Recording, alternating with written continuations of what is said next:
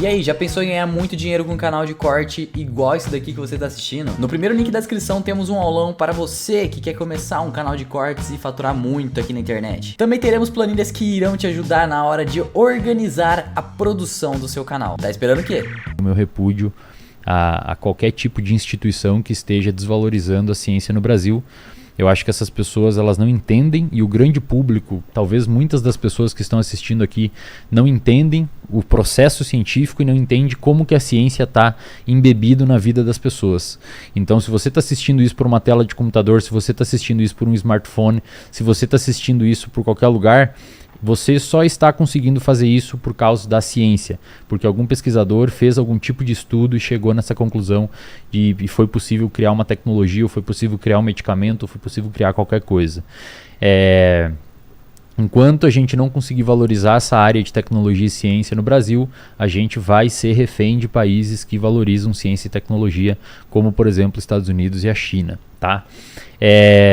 Além disso, eu gostaria também de agradecer, aproveitando esse ensejo, quando você me traz aqui, quando você traz outros divulgadores científicos, porque acredito que esse é um primeiro passo para a gente conseguir convencer os nossos governantes, convencer as instituições e principalmente convencer o grande público da importância da ciência, porque a gente só valoriza aquilo que você sabe quais são os benefícios na sua vida. Então, na medida em que você traz uma pessoa que permite um microfone para ela falar o que ela bem entender sobre um assunto, e essa pessoa tem algum tipo de conhecimento científico para passar para a população, é uma forma que indiretamente você está valorizando a ciência no Brasil, tá? Também quero aproveitar o espaço, já que o Muzi ainda não chegou, se você permitir. Claro, claro. Todas as pessoas que estão assistindo aqui, seja você um aluno, seja você um mestrando, seja você um doutorando, seja você um aluno de graduação, tente divulgar a ciência, tá? Tente divulgar a ciência do seu jeito. Quando você vai ver os divulgadores científicos na internet, existem diferentes tipos de divulgadores científicos. Porque na academia, Vilela, no mestrado, doutorado, professor, graduação, existe um preciosismo muito grande. Então tem algumas palavras que você não pode utilizar que pega mal. Por exemplo, se eu for um dia falar sobre colesterol, eu não posso, teoricamente, usar colesterol alto. Ah, não? É hipercolesterolemia o termo correto. E se você fala colesterol alto, muitos pesquisadores da área do colesterol vão achar feio, vão achar que você está cometendo um erro, você está cometendo um equívoco.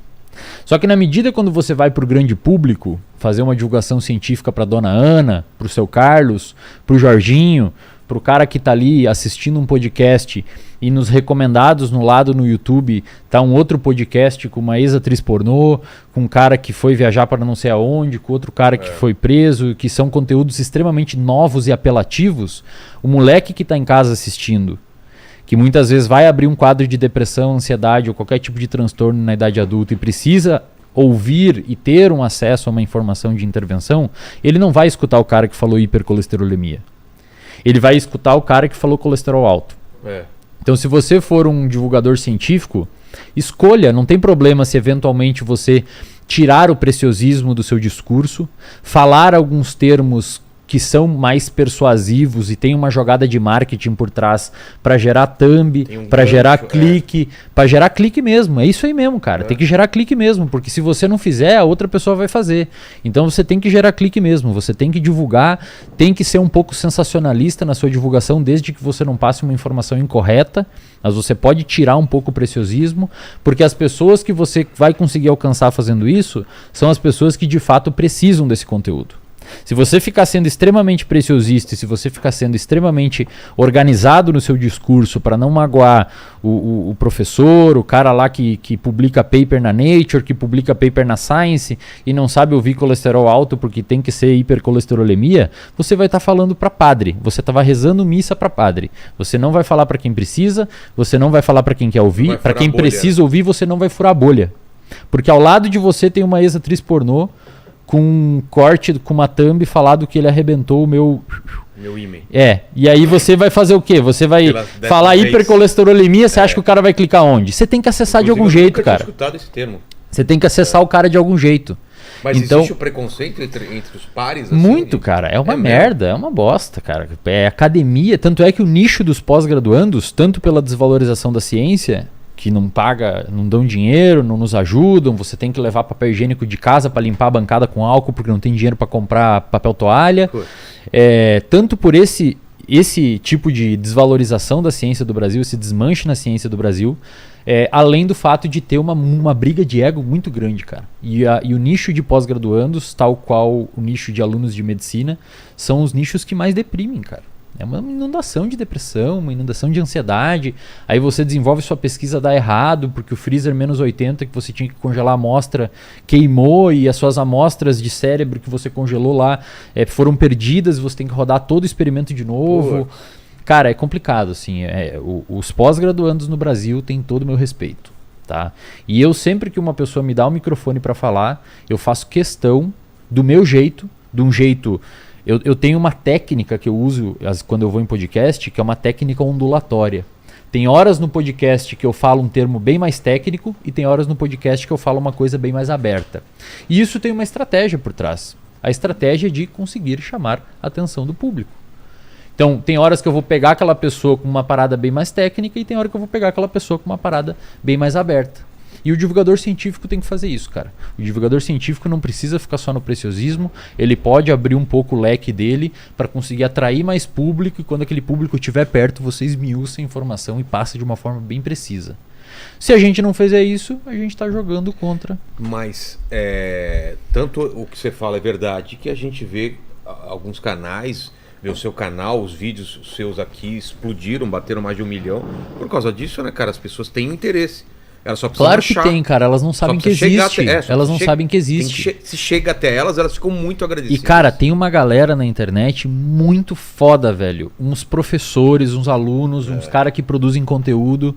Só que ninguém vai escutar esse povo porque o título do vídeo dele no YouTube tá a influência da hipercolesterolemia nos fatores neurotróficos derivados do encéfalo em condições de doenças neurológicas. Quem é que vai clicar nisso, cara? Você pode falar a mesma coisa falando assim, colesterol alto pode alterar a chance de você ter Alzheimer. E aí você vai lá e explica por quê, porque muda algumas cascatas e tem alguns estudos que mostram associação, ninguém sabe se é causal, mas parece que pode aumentar a chance. E aí você pelo menos mostra para a pessoa que não é uma boa ideia ter colesterol alto.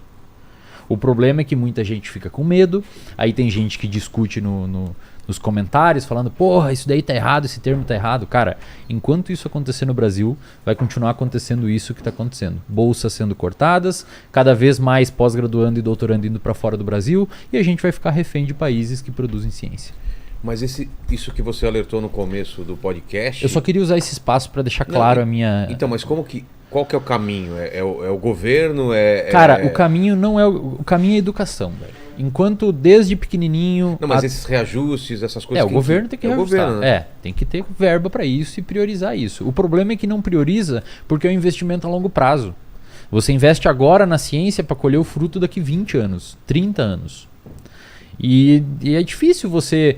Imagina só, sei lá, cara, o presidente, o Lula, o Bolsonaro, não vamos entrar em pauta de política aqui, mas imagina o governo chegar agora para a grande população e falar assim, bom, pessoal, vamos a partir de agora investir em ciência e tecnologia e aí para de falar um pouco de sei lá, de estradas, de...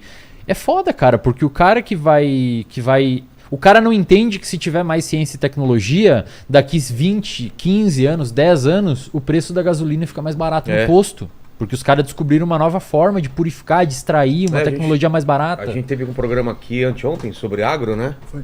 E a parte da tecnologia que o cara falou é absurdo. É absurdo, cara. O que a gente conseguiu...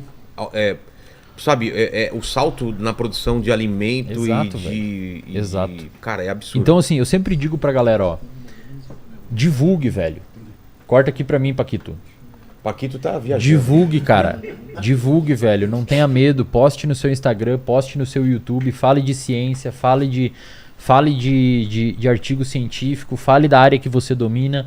Se ampare em artigos científicos de qualidade, aprenda a metodologia científica, olha os papers, vê o que faz sentido e fala sobre. Não interessa se vão chamar de você de blogueiro na sala de aula, não interessa se o seu professor chato pra cacete vai encher seu saco, publica, cara. É isso que a gente precisa. A gente precisa de pessoas inteligentes que parem de se achar burras para que as pessoas burras parem de se achar inteligente. Ó, que bonito isso daí, hein? Entendeu?